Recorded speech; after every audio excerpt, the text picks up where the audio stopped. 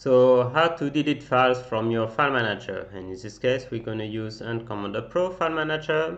So part of the tutorial is to delete files. So let's pressing F3, let's look at the quick view of the tutorial, and basically you just need to select a file and click on the delete key, and it's also the same thing as this one.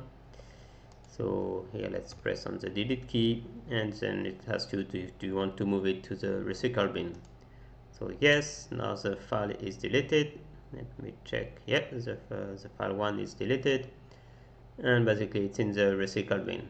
What you can also do is delete and then delete permanently. So you see you have this normal delete, and you can use shift delete to delete a file permanently. So in this case it will skip the recycle bin and you won't be able to recover it. So delete one file permanently, and if you click yes, then the file now is permanently deleted. Well, that's it for this video. It's pretty easy to delete files, so you can also like it and share it. Thanks for watching. Bye.